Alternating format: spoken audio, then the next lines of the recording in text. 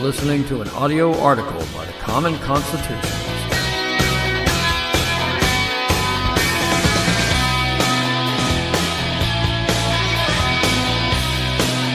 Today's article is entitled, Georgetown Students Go All In on Reparations.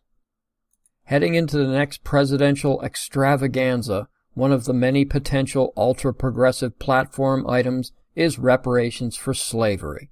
Many leftist candidates like Elizabeth Warren, Kamala Harris, Robert Francis O'Rourke, Cory Booker, etc. have either signed on or are considering an endorsement of it. So popular has it become that a few days ago CNN dedicated a full one-third of its homepage to various articles regarding reparations.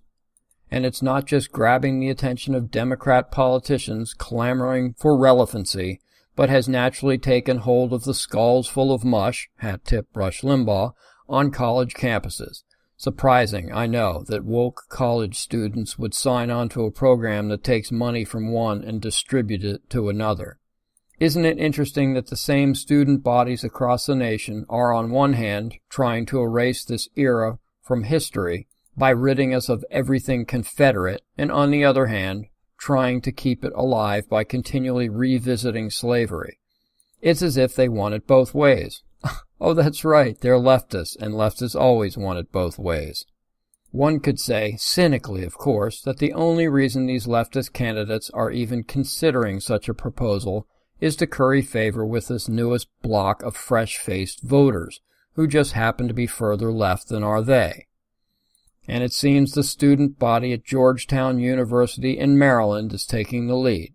CNN writes that, quote, Georgetown students vote in favor of paying reparations to the descendants of the slaves who made the school possible. Georgetown University might not be here today if the Maryland Society of Jesuits who oversaw the school hadn't sold 272 slaves.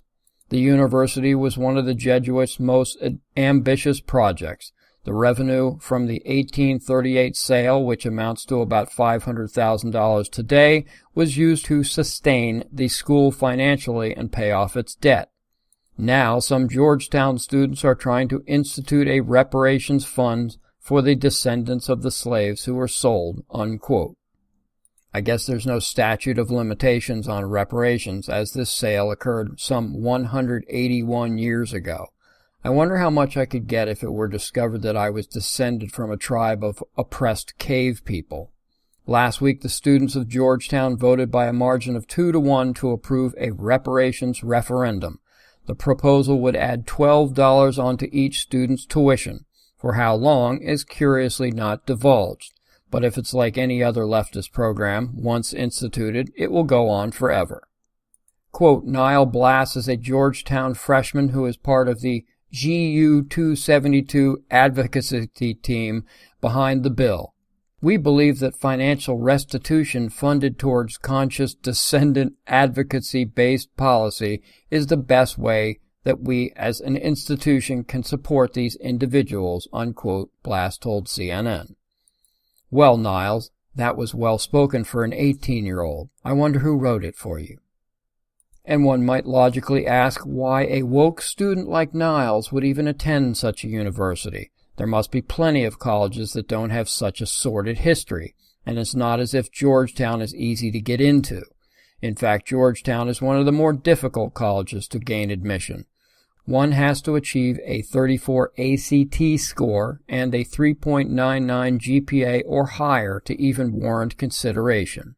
In 2018, a total of 22,897 students applied to Georgetown's class of 2022, and only 3,327 of them were admitted. Lastly, I'd like to share one piece of wisdom to all the students who insist on pursuing this idiocy.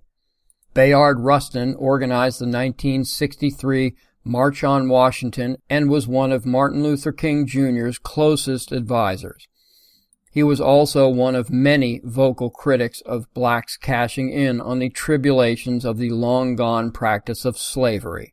Rustin said that, quote, the idea of reparations is a ridiculous idea. If my great-grandfather picked cotton for 50 years, then maybe he deserves some money, but he's dead and gone, and nobody owes me anything, Unquote. Thank you for listening.